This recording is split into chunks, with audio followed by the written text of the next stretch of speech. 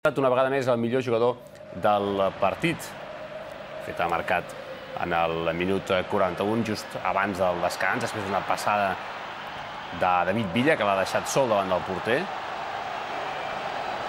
Era el 0-1 per al Futbol Club Barcelona.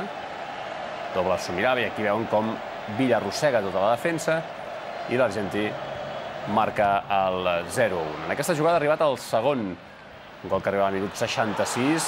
Primer xutat Keita, després xutat Iniesta, i qui ho fa finalment és Messi per fer el seu segon gol de la tarda.